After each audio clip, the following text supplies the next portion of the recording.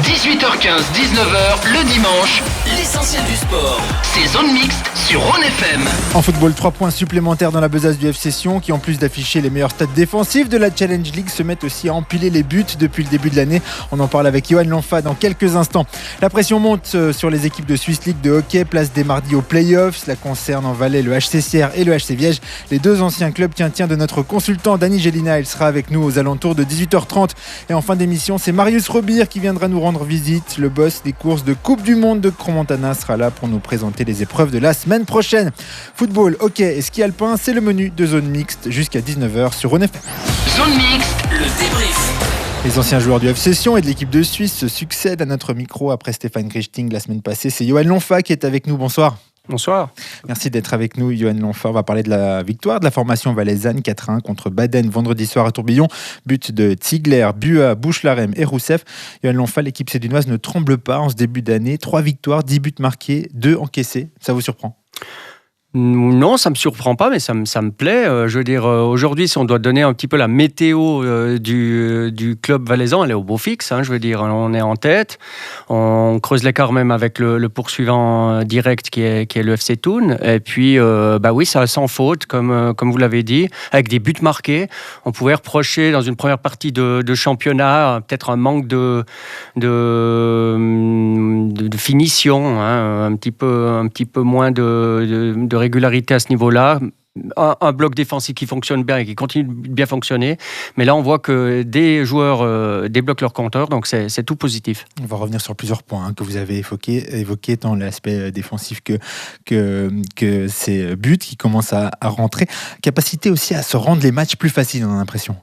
Oui, et grandement aidé en cela par les balles arrêtées quand même. Sur les 2 derniers matchs, on voit que c'est un élément important dans les matchs de foot actuels de concrétiser les balles arrêtées. Et là, c'est le cas. Donc, il y a de la présence offensive. On pouvait de nouveau un petit peu reprocher ça peut-être au FC Sion du premier tour. Un manque de présence dans les 16 mètres. Là, il y en a. Bon, c'est clair que c'est sur les corners. Donc, on voit qu'il y a tout le monde qui est concerné, tout le monde qui a envie de mettre la balle au fond. Et ça facilite grandement la gestion d'un match. Un match contre Baden sans histoire, c'est comme ça que vous l'avez présenté. Oui. On commence l'émission. Oui, j'ai trouvé que c'était un plan de jeu qui était bien établi. Le but à la 7-8e minute. Une équipe, il faut le dire, assez faible en face. J'ai trouvé que c'était une des équipes les plus faibles qu'on ait vues à Tourbillon. Donc pas beaucoup de danger pour Fayoulou et ses copains de la défense. Donc c'est vrai qu'il n'y a pas eu énormément de mise en danger. Un FC Sion qui a été appliquée, mais qui n'a pas été non plus excellent peut-être dans le changement de rythme. Mais il n'y avait pas besoin, en fait, sur ce match-là. Donc, c'est clair qu'on se met aussi au niveau de l'adversaire. Et puis, je crois qu'en gérant très, très bien l'ensemble des 90 minutes. Toujours difficile de faire sortir du lot l'un ou l'autre profil. Mais là, j'aimerais vous entendre sur Kevin Buat. Quelle évolution pour ce joueur de 30 ans ? C'est vrai. Et je ne dirais pas un mea culpa de ma part, mais je l'avais reproché lorsqu'il était attaquant lors des 2 dernières saisons. Un manque de réalisme quand même. Donc là, on retrouve à Kevin Buat qui a été replacé au milieu du terrain. On a tous été un petit peu surpris de ce repositionnement par Didier Thelot, mais quelle réussite, effectivement. Il a de la vision, il a du calme, il a de la bouteille aussi. Il est aussi à la conclusion, peut-être encore davantage qu'avant. Vraiment un joueur complet. Puis on sent aussi qu'il est en confiance, comme beaucoup de joueurs actuellement. Ça aide énormément quand vous êtes en confiance, vous tentez des choses.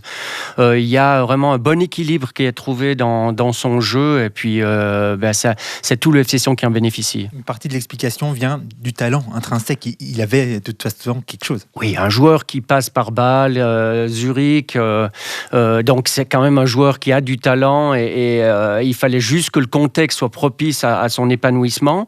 Vous avez vu, l'année passée, il y a même des très bons joueurs dans un univers, un environnement très, très négatif. Avec tout ce qui s'est passé, vous régressez, vous jouez, vous vous mettez à niveau, vous doutez aussi, donc forcément, la qualité de votre jeu s'en ressent. Puis, à contrario, cette année, j'ai souvent insisté sur l'état d'esprit. Je crois qu'il est primordial. Et de nouveau, gros bravo à Didier Thelot d'avoir insufflé ça, d'avoir aussi eu le courage de mettre de côté des éléments qui n'avaient pas, justement, à ses yeux, en tout cas, l'état d'esprit nécessaire. Il a resserré son groupe.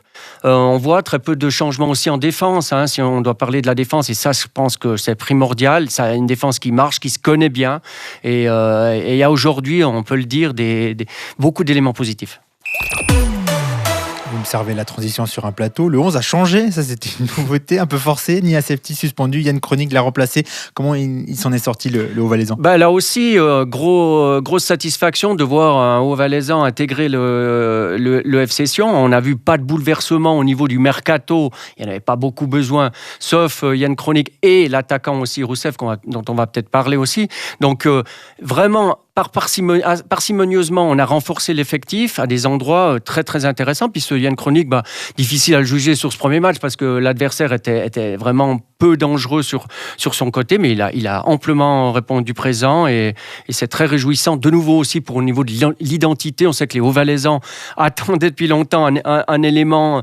Il y avait Teller, mais depuis lors, il y a eu quand même très très peu de joueurs, donc c'est vraiment aussi un message positif pour les supporters. Si on reste sur l'animation offensive maintenant, Sorgic, Précieux, Chouaref, Bouchlarem, Chipperfield qui gravitent autour avec du bon et du moins bon.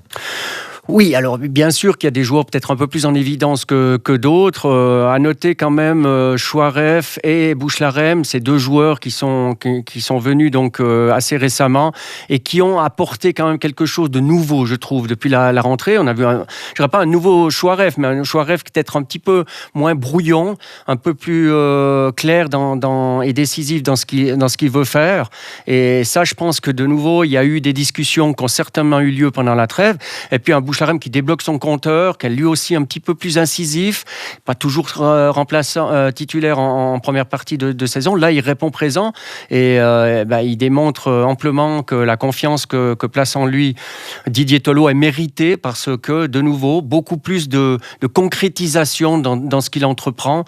Et vous avez raison, ça aide aussi grandement le rayonnement de Sorgic qui se bat beaucoup, qui peut-être pas au niveau comptable trop en évidence, mais il est à la passe, il est précieux dans le jeu en pivot, donc il y a une belle complémentarité. Est-ce qu'il y a des éléments qui feront Didier Tolo changer d'avis sur ces joueurs qui vont s'articuler autour de Sorgic? On pense justement à Georgi Rousseff qui est entré, qui a marqué l'autre jour. Alors il est rentré, il a marqué, ça aussi c'est très très positif pour ce joueur qui arrive de l'extérieur quand même, le Bulgare avait été annoncé peut-être pas encore au top au niveau physique, donc il ne faut pas brûler les étapes. Aujourd'hui, on a un groupe qui fonctionne très très bien, on a les résultats, il n'y avait pas vraiment de raison de lancer dans le bain, alors que Didier Tolo, qui le voit au quotidien, le sentait peut-être pas encore au top, mais voilà, il ne doit pas s'affoler. Le fait d'avoir marqué, c'est très très bien pour un attaquant,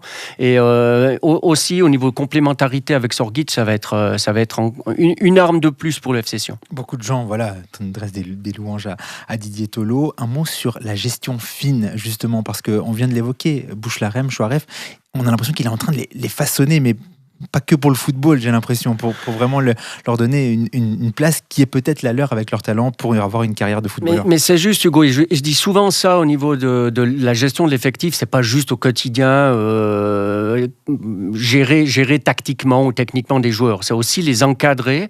Je pense que Didier Tolo a ce rôle-là aussi un petit peu en dehors.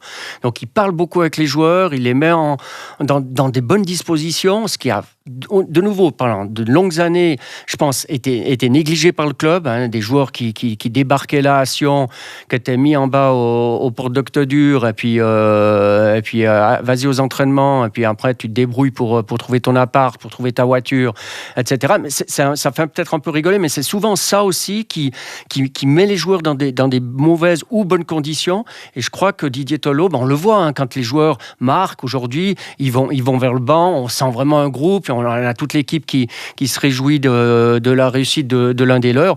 Donc ça, c'est vraiment aussi un travail important pour Didier Tolo, sur le terrain, mais aussi en dehors. Didier Tolo ne se dévoile jamais totalement, en tout cas vis-à-vis de nous, les médias, mais il nous avait confié qu'une partie de sa méthode, c'était aussi d'être chambreur. Très exigeant, mais avec une pointe d'humour et avec des remarques parfois méchantes, subtiles, qui créent quelque chose. Bon, Moi, j'ai joué avec Didier, donc je le connais très très bien aussi en tant que joueur. Vous savez, les joueurs, c'est des grands déconneurs aussi, c'est des grands allumeurs, comme on dit. Alors, bien sûr, c'est toujours dans le bon état d'esprit qu'il faut le faire. C'est jamais pour piquer là dans l'amour-propre, mais c'est un petit peu pour essayer de les faire sortir de leur zone de confort, de créer une émulation, puis un plaisir. Aujourd'hui, quand on va voir un match du FC Sion, pendant longtemps, je peux vous dire, j'ai pas eu beaucoup de plaisir l'année passée, même s'il y avait des stars sur le terrain, enfin pseudo-stars. Donc cette année, il y a peut-être un peu moins de stars, mais on sent quand même un plaisir de voir cette équipe évoluer. Alors attention, ça va vite, hein, c'est un équilibre qui est très fragile. Ça peut vite aussi, vous enchaînez trois matchs moyens avec 3 matchs à 1 point, et puis tout se remet toujours en question. Mais en attendant, aujourd'hui, il n'y a pas de raison que ça aille dans ce sens-là. Il y a des matchs importants, il y aura un match contre Thun qui va être très très important bien sûr, mais la voie est tracée et en tout cas il faut profiter de ce bon momentum. Météo au beau fixe, donc sur Tourbillon, meilleure défense avec 15 buts encaissés, mais deuxième meilleure attaque désormais avec 40 buts, 2 de moins que Thun. C'est vraiment le fruit de tout le travail, de tout le processus, parce qu'on avait un FC Sion, notamment en automne, qui peinait à marquer ses buts et qui du coup a laissé échapper quelques points au passage. Oui, mais ça, c'était inévitable. Aujourd'hui, quand je vois quand même le ratio de victoire, match nul et une défaite, c'est quand même... Et puis la défaite, voilà, on gagnait 2-0 contre Thun, on s'est fait un petit peu... C'était un accident. Je crois quand même qu'on peut toujours trouver des moyens de progression. On voit aussi, moi, je le vois aussi, pour être honnête, en suivant les matchs de Super League, qu'il y a un rythme encore supérieur en Super League qu'on trouve pas aujourd'hui en Challenge League. Donc si on peut encore trouver des moyens de progression, c'est impulser un petit peu plus de rythme dans la transition, attaque-défense, dans la percussion. On l'a dit aussi, il y a certainement encore un joueur, on verra sur Rousseff qu'est-ce qu'il va apporter, mais il y a quand même un petit peu plus peut-être de pression à domicile à faire au niveau de l'adversaire, aller chercher un petit peu plus, aller mettre un peu plus le feu à Tourbillon. Donc il y a des motifs de progression, et encore heureux, mais de nouveau, il y a, en tout cas au niveau de la Challenge League là, je pense qu'on est quand même largement devant avec Thun, et puis ça se sent sur le terrain. Il y a des points améliorés, même Didier Tolo le dit, il en voulait plus, il était très satisfait à Ville, presque surpris d'avoir gagné 4-1 pour le match de reprise, mais il était plus contenu après les victoires contre Arau et Baden. Parce que Didier, c'est un perfectionniste, et puis il sait de nouveau que l'équilibre il peut être fragile, et puis qu'on peut gagner 4-1 sans être forcément avoir fait un match plein. Le match était correct, on a géré le match, mais il y a eu peut-être 2-3 choses qui lui ont déplu. Il va s'atteler à corriger ça. C'est aussi une manière de garder les joueurs toujours sous pression. Quelle est la limite ? Quel est le risque ? Parce que ça, c'est une question qui revient aussi et qu'on la pose à Didier Tolo, aux joueurs. Comment on maintient l'exigence et la cadence dans une équipe qui gagne, mais qui doit quand même en faire plus ? C'est au quotidien d'être exigeant dans le résultat, dans le contenu des entraînements. Je peux vous dire qu'on sent tout de suite un entraîneur sent son équipe. Si la semaine on a bien travaillé, il peut sentir son équipe prête ou tout à coup un petit peu moins prête pour le week-end. Donc je pense que tout fléchissement à ce niveau-là sera perçu par l'entraîneur, parce qu'on est obligé de nouveau pour faire une promotion directe. Mais maintenant il faut parler de ça, hein. Je veux dire, il ne faut pas se cacher, on va être soit premier soit deuxième, il faut être à tout prix premier, et puis pour être premier il faut vraiment avoir cette régularité que le FC Sion n'a pas eu pendant de longues années. Et Didier Tolo en est conscient, c'est un bon planificateur aussi, on l'imagine, et il attend encore ce joueur capable de faire souffler Dejan Sorgic, un joueur capable, nous a-t-il dit Didier Tolo, de chercher la profondeur.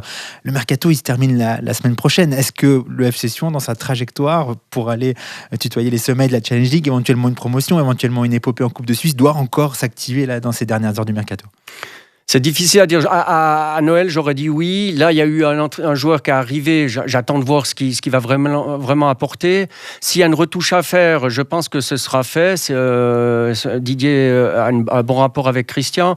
Je dois aussi constater que Christian, voilà, il a aussi quand même bien évolué par rapport au fait de toujours chambouler, aller chercher des joueurs de renom. Cette année, certes, on a un Challenge League, mais il a vraiment évolué au niveau de son recrutement. Je pense qu'il a beaucoup écouté l'entraîneur.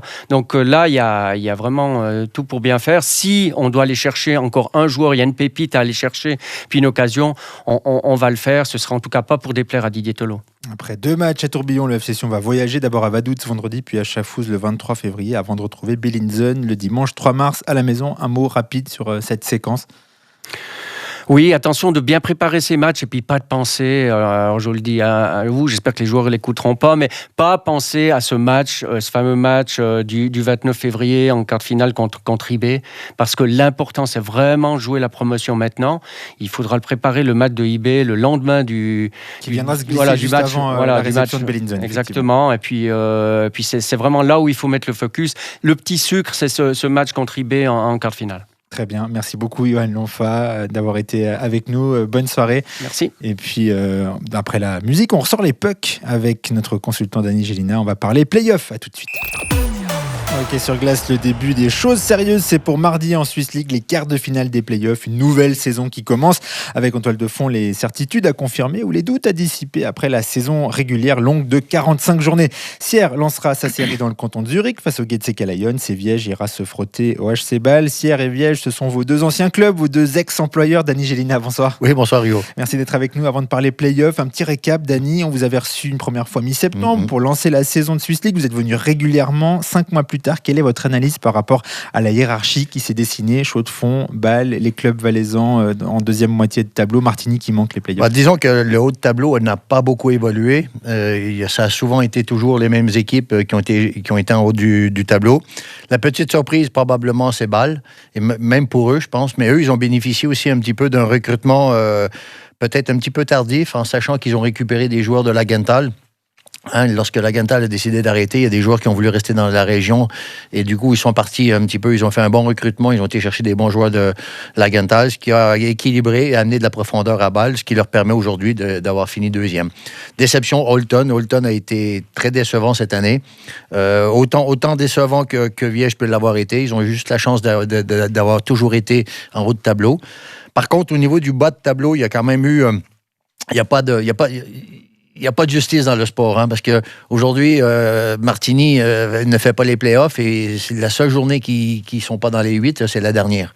Et lorsqu'on regarde leurs statistiques, il n'y a aucune statistique qui les met en dehors des 8.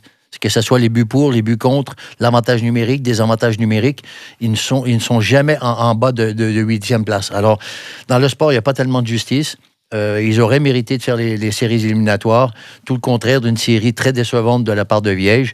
Maintenant, un animal blessé est très dangereux en séries éliminatoires, alors il va falloir se méfier de Viège. Alors, on reviendra sur Sierre, Viège et exact. Martigny. Ce que vous nous dites, par contre, c'est que les grands équilibres de la Swiss League ont été respectés, grosso modo. Oui, exactement. À part une ou deux déceptions, je pense qu'il y a 2 déceptions, Holton-Viège, et 2 surprises dans le championnat où les équipes ont bien paru, c'est Winterthur et Martigny. Et puis avec des alliances, vous avez parlé de cette situation de Langenthal qui disparaît, qui envoie ses joueurs à Bâle, et puis les clubs de National League qui, avec leur licence B, font quand même un petit peu la loi dans ce championnat, on a l'impression, vu de l'extérieur. Oui, vous avez raison, parce que si je me place à la chaise de Martigny, je l'aurais gros sur la patate, parce que finalement, c'est vrai qu'eux aussi ont joué beaucoup avec les licences B, ça, faut pas se le cacher, mais aujourd'hui, sans les joueurs de Ligue nationale A, Viège, aujourd'hui, ne ferait pas les séries éliminatoires. Depuis Noël, je crois qu'ils en ont récupéré 3 ou 4. Ça change tout. Voilà pour ces alliances et ces équilibres. C'est une question que nous avons posée aussi aux représentants de Sierre, Viège et Martigny la semaine passée. On va vous la poser aussi. Est-ce que cette saison a démontré, bon an mal an, que 3 équipes valaisannes pouvaient cohabiter en Swiss League? C'est quoi votre avis, Dani? Moi, j'ai toujours dit que si tu gagnes ta place sur la glace, on en a parlé souvent, mais sincèrement, honnêtement, est-ce qu'il y a de la place économiquement et sportivement pour avoir 3 clubs du même niveau Je ne pense pas. Et là, je vais même plus loin, parce que moi, ce qui me tracasse, c'est pas tellement d'avoir 3 clubs en Swiss League, c'est de rien avoir derrière pour accueillir et garder les jeunes joueurs, les jeunes talents valaisans dans le Valais et leur permettre de jouer dans une ligue qui leur correspond, que ce soit la MySport, la Swiss League, la National League. Il n'y a pas de place, il n'y a pas de U17 élite, il n'y a pas de U20 élite. Et aujourd'hui, on se permet de faire 3 équipes de Swiss League alors qu'on n'a rien pour garder nos jeunes. Et on dit tous, oui, on va aller chercher les jeunes lorsqu'ils sortent du canton. On va les laisser aller se former à Fribourg, Lausanne, Genève et on va aller les rechercher après. C'est pas vrai. C'est pas comme ça que ça se passe. Et je pense qu'on doit avoir une réflexion beaucoup plus globale que restreint, mais alors, je vous l'ai dit déjà, hein, j'ai vite compris pourquoi il y avait un S à Valais, c'est qu'il y a plusieurs Valais. Hein. Voilà, chacun son quartier et c'est très difficile de faire cohabiter tout le monde. Bon, il y a quand même des volontés de travailler ensemble. Précisons aussi que le 4e club dans la hiérarchie, c'est le HCV Sion qui est en première ligue. Exactement. Et qui est d'ailleurs franchi le premier tour, les quarts de finale des playoffs avec une victoire en 3 matchs face au HC Valais-de-Joux. Revenons juste brièvement à Martigny. Du travail bien fait, Dany. Vous l'avez relevé comme ça à plusieurs reprises ici dans cette émission. Oui, effectivement, il y a la dernière journée, malheureusement, c'est la mauvaise journée pour être 9e. Ça me rappelle aussi des souvenirs, parce que la première année du HCCR, on n'a pas réussi à faire les séries éliminatoires pour 1 point. Eux, c'est pour 2 et c'est la dernière journée. Alors, je pense qu'ils ont un peu le don d'aller dans l'extraordinaire Martigny, toujours au bout du bout. Mais l'expérience. Aujourd'hui, je pense que s'ils veulent faire quelque chose, et là, je parle à mon nom, je ne parle pas au nom du HC Martigny, ils savent ce qu'ils doivent faire. Mais je pense que s'ils veulent continuer dans la marche en avant, le premier point dans lequel ils doivent évoluer par rapport à ce qui s'est passé cette année, c'est s'assurer d'avoir un gardien de but qui va rester dans les buts toute la saison, qui va leur permettre d'avoir une assurance touriste toute la saison. Ils auraient gardé leur gardien de but, Kevin Page, toute la saison. Les éliminatoires, ils étaient là. Voilà pour Martigny. On en vient aux play-offs à présent avec d'abord le cas du HC Cyr qui voulait faire partie du top 4. Au final, c'est une 5e place, un duel contre les Getseka Lions avec un coup à jouer. Oui, bien sûr, un coup à jouer. Faut pas oublier qu'ils ont perdu uniquement le premier match contre Getseka Lions, c'est le premier, 4-3. Et ensuite, ils ont gagné les 4 autres matchs en suivant. Alors, ils mènent 4-1 dans la série.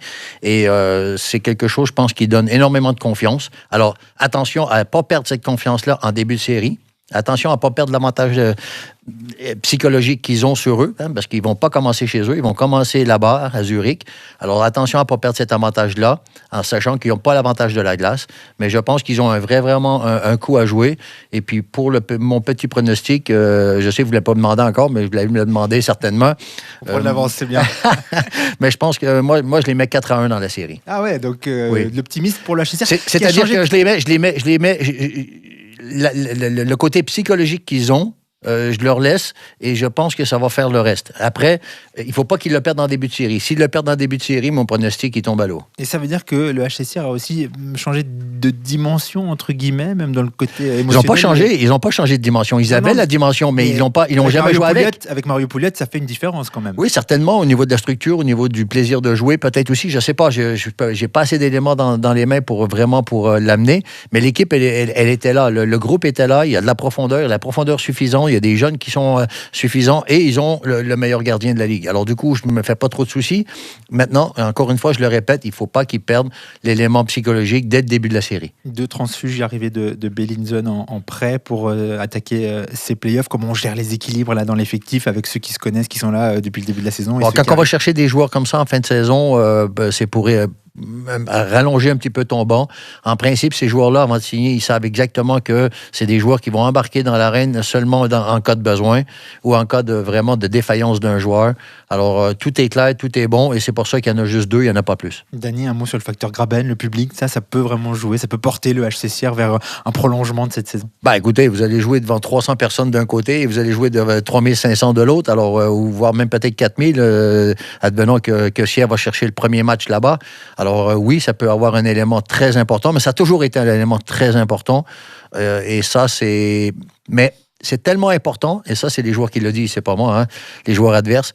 Les joueurs aiment venir jouer au Graben. Ils adorent venir jouer au Graben parce que, justement, il y a une ambiance. Alors, du coup, ça sert à tout le monde. Alors, je ne sais plus si c'est vraiment un avantage ou pas de jouer à Sierre parce que, finalement, tout le monde est content de venir jouer. Bon, optimisme pour le HCCR de la part de Danny Gélina. Si on se penche sur Viège, vous l'avez dit, bête blessée, déception à effacer rapidement. Il faut vite passer à autre chose. Ah oui, parce que, finalement, tout le monde, hein, que ce soit le HCCR ou le HC Viège, ils sont devenus verts assez tard à 2 matchs, 2 matchs avant la fin et Viège le dernier match.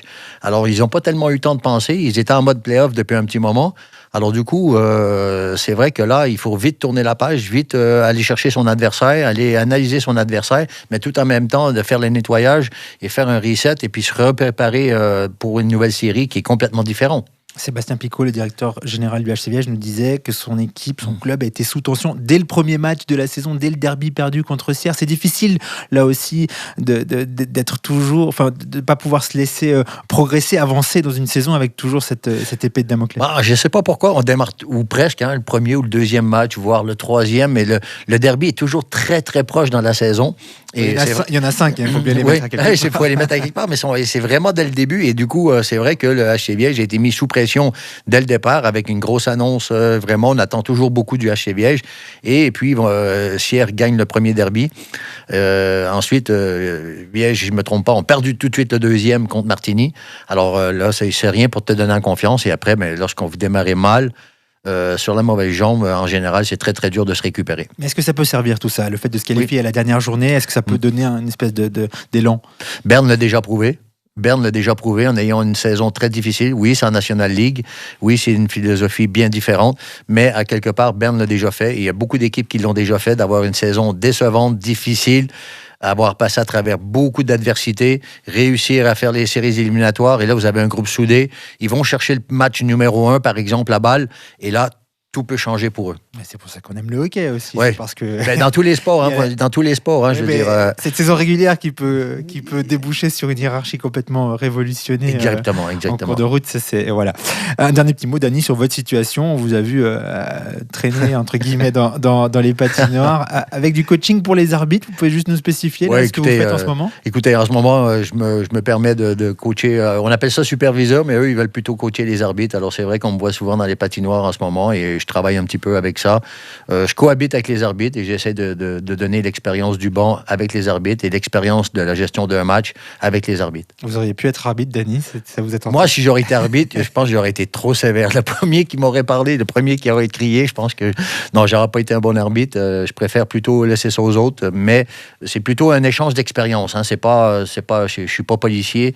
Je suis juste là pour échanger avec mon expérience de ce que je vois d'en haut, de ce que j'ai déjà vécu sur le banc ou sur la glace. Et du coup, ça fait un échange très, très, très productif avec les arbitres. Et pour l'instant, ça passe assez bien. Et vous avez un message aussi très clair de les soigner, de les accompagner, ces arbitres, pour qu'on les garde, pour que les vocations continuent. Oui, au début, je pensais faire ça pour les plus jeunes arbitres, parce que je me considérais plutôt comme ça, pour aller travailler avec les plus jeunes, puis les protéger, et puis en même temps les amener au plus haut possible, tout en ayant quelqu'un qui aussi peut échanger et leur faire comprendre ce qui se passe sur le banc. Merci infiniment, Dany. À très vite au micro de Rhône FM. Pour rappel, le HCCR défiera les Getseka Lions mardi dès 20h lors de l'acte 1 des quarts de finale des playoffs. Acte 2 vendredi prochain à Graben, aussi à 20h. Match à 19h45 pour Viège, d'abord à Bâle, ensuite à la Lonza Arena. Et on ouvre une page ski alpin pour parler des courses de Coupe du Monde qui se tiendront dès vendredi à Crans-Montana avec Marius Robir, le patron de ces épreuves, qui a ses habitudes ici en studio. Bonsoir Marius Robir. Bonsoir Hugo. Un mot d'abord sur les courses de Coupe d'Europe de ce week-end. Immense job pour les mettre sur pied avec un drôle de programme aujourd'hui du 2 en 1. Oui, alors Coupe d'Europe, d'abord nous tenons à Crans-Montana à organiser les Coupes d'Europe parce que nous souhaitons que les jeunes puissent venir faire une course sur la piste de Coupe du Monde. On a vécu, je ne vous cache pas, une semaine assez dure parce qu'on a eu de la neige, on a eu du vent, on a eu du brouillard, on a eu de la pluie, mais aujourd'hui on a terminé en apothéose puisqu'on a pu faire les 2 descentes qui étaient prévues au programme. Bonne nouvelle, vous avez livré les 2 courses qui étaient prévues. La mauvaise nouvelle dans le camp suisse, dans le camp valaisan, c'est la chute, la blessure de Mallory Blanc. Oui, alors ça, c'est vrai que c'est un petit peu malheureux. Il y avait plus de 100 Aientos et Aientos qui étaient dans l'air d'arriver pour l'applaudir. Et puis, c'est quasiment la seule athlète qui est tombée, qui n'est pas arrivée à la ligne d'arrivée.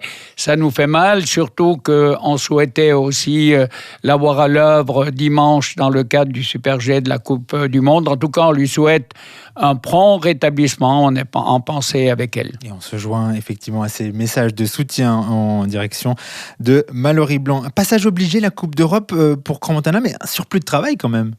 Non, c'est pas un passage obligé. Nous, on a toujours voulu, parce que ça nous permet deux choses. La première des choses, de permettre, comme je l'ai dit, à des jeunes de venir sur une piste de Coupe du Monde. Puis la deuxième des choses, d'organiser ces épreuves de Coupe d'Europe, ça nous permet d'être prêts pour les Coupes du Monde, de peaufiner ce qui n'a pas joué aux Coupes d'Europe et d'avoir une piste de qualité. Aujourd'hui, je peux vous dire que ce soir, la piste, elle est pour les athlètes qui vont venir la semaine prochaine, elle est quasiment prête. Il suffit d'apporter quelques correctifs encore. Donc ça, c'est le grand plus. Ce que j'aimerais pas, c'est avoir des Coupes d'Europe au mois de janvier puis des Coupes du Monde au mois de février. Il faut que ça s'enchaîne comme nous le faisons. Un petit rappel, Marius Robir, de ce que ça implique d'avoir des courses à Crans-Montana en termes de budget, de bénévoles, l'armée. Bon, alors, c'est vrai que c'est énorme. Hein. D'abord, il faut savoir que la semaine prochaine, on va travailler avec plus de 600 personnes, les jours d'entraînement et les jours de course. La grande majorité des bénévoles. L'armée est également présente, la protection civile aussi. J'adresse des remerciements d'ores et déjà pour leur travail. Et ensuite, c'est un budget, qu'on le veuille ou non, ça approche les 3 millions. Donc, c'est un budget qui est énorme. Mais dans la vie, il faut savoir ce qu'on se veut. Est-ce qu'on veut organiser des courses de qualité, mettre en valeur Crans-Montana, mettre en valeur le Valais et la Suisse? Et à ce moment-là, il faut mettre les moyens adéquats. Ça a toujours été à l'équilibre depuis votre prise de fonction, Marius Robir, malgré les annulations, malgré les aléas? Ça a toujours été un équilibre, mais il faut quand même savoir qu'on a une assurance annulation qui nous coûte relativement cher, je peux le dire. Cette année, c'est une assurance annulation pour les 3 jours de 150 000 francs. Hein. Donc voilà, on a cette assurance. Jusqu'à maintenant, l'assurance a toujours joué le jeu quand on a dû annuler une course. C'est la raison pour laquelle on a repris naturellement cette assurance. Des kilomètres de filets, des litres de peinture bleue, des compétences aussi que vous avez peaufinées au fil des années en déléguant certaines missions. Oui, alors j'ai une chance extraordinaire parce que j'ai un comité directeur de 9 personnes, très, très assidu, très ponctuel, très, très engagé. J'ai un comité d'organisation de 98 personnes. Je peux les appeler à n'importe quelle heure du jour et de la nuit. Je suis pas sûr. Elles sont... Ah oui. On peut faire le test tout à l'heure si vous voulez. On peut les appeler dans les 10 minutes qui suivent. Elles sont là. Je m'en souviens quand une année on a dû monter à 4 heures du matin il avait neigé pour préparer la piste. Il y avait quasiment 150 personnes qui étaient là prêts à travailler sur la piste. Donc ça, c'est une chance extraordinaire. C'est la raison pour laquelle je suis un président heureux, un président fier de l'être, parce qu'il y a une équipe qui travaille, qui est vraiment magnifique, à qui j'adresse toute mon admiration. Et si on vous invitait, c'est aussi parce que c'est un peu votre tournée d'adieu. Je ne sais pas s'il faut le présenter comme ça. Vous pouvez faire un petit rappel pour nos auditeurs de votre périple à la tête de ces épreuves? Oui. Alors, c'est vrai que j'ai commencé dans l'organisation des courses en 1977. Ça veut dire presque 50 ans. Ensuite, j'étais dans l'organisation des championnats du monde en 87. Ensuite, dans l'organisation de la finale Coupe du Monde en 96 à Crans-Montana, où il y a une image qui me revient en tête, celle d'Alberto Tomba qui a embrassé la neige dans l'air d'arrivée. Et puis en 2006, le conseiller d'État Jean-Michel China a trouvé les 6 présidents. À ce moment-là, il y avait les communes qui étaient séparées.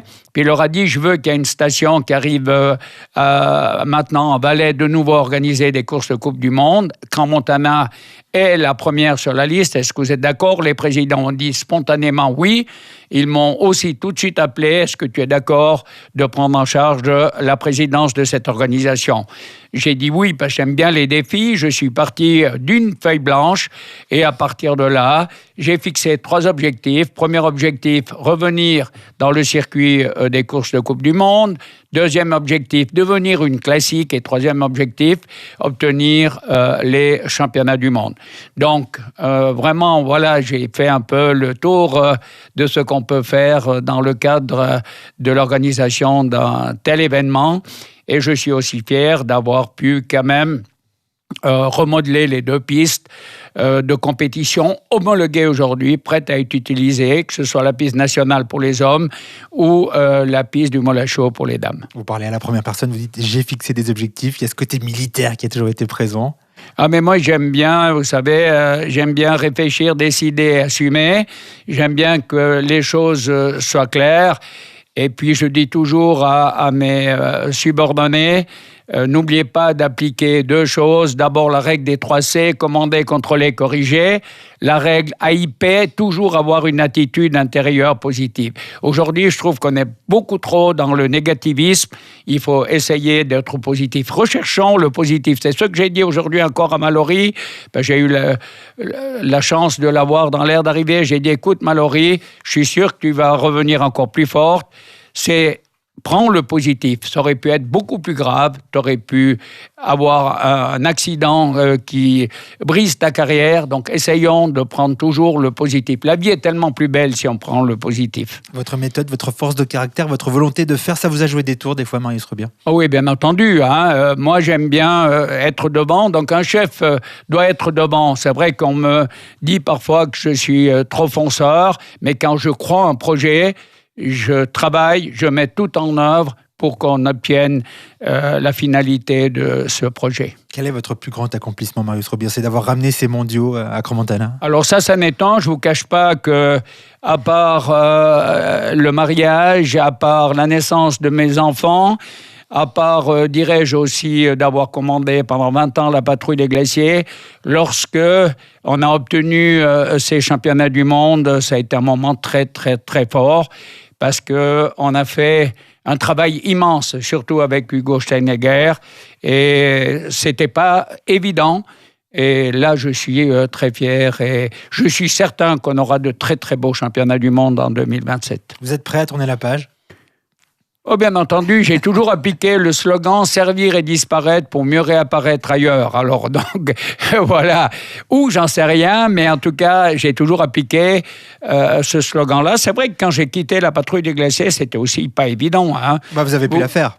Pardon ? Vous avez pu la faire. Après, j'ai pu la faire, inévitablement, j'ai pu faire aussi beaucoup d'autres choses.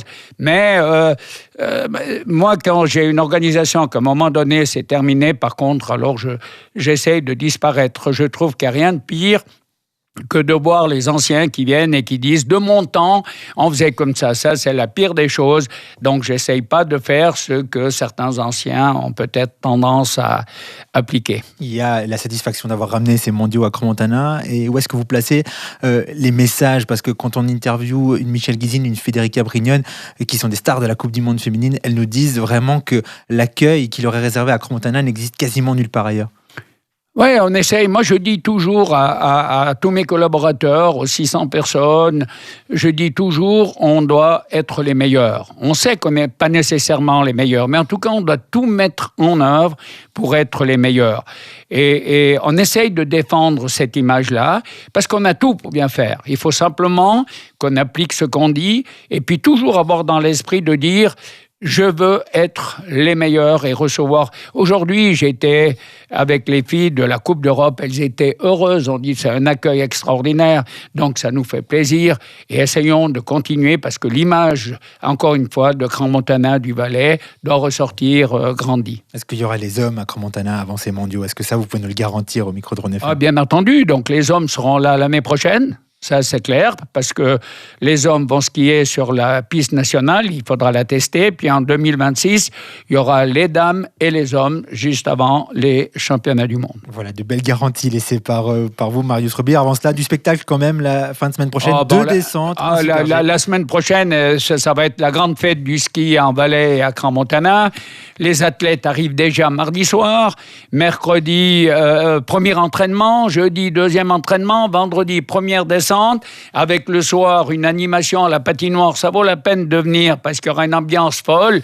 Les athlètes arriveront en tyrolienne pour retirer le... On vous a jamais vu, vous, si la tyrolienne encore? Peut-être je vais y aller, mais ça, on verra. Le samedi, grand spectacle, aussi une deuxième descente, des animations à la patinoire, tirage au sort, chaque fois pas le même spectacle, un spectacle, ça vaut vraiment la peine de venir. Et puis le dimanche, le Super G avec la grande fête dans le stade d'arrivée et puis au parking des Violettes. Donc venez tous à Crans-Montana, vous ne serez pas déçus et ça me ferait plaisir de vous saluer et de vous dire vous êtes les bienvenus. Merci beaucoup, Marius Robert. À demain. À demain, si vous me dites, vous savez, moi j'ai toujours appris à obéir, donc vous me donnez un ordre, je serai là demain à votre disposition. On ne s'était pas concerté, mais Marius Robert sera l'invité de Good Morning Valley demain entre 8h30 et 9h. C'est le hasard du calendrier. On se réjouit, quoi qu'il en soit, de suivre ces épreuves de Crans-Montana. C'est ainsi que s'achève cette édition de Zone Mixte. Merci à Malena pour le soutien ici en studio. À demain. Du coup, à demain. Voilà, c'est comme ça. Merci également à vous toutes et tous de nous avoir suivis sur Rhône FM. Belle fin de dimanche, où que vous soyez. 18h15, 19h, le dimanche, l'essentiel du sport. C'est Zone Mixte sur Rhône FM.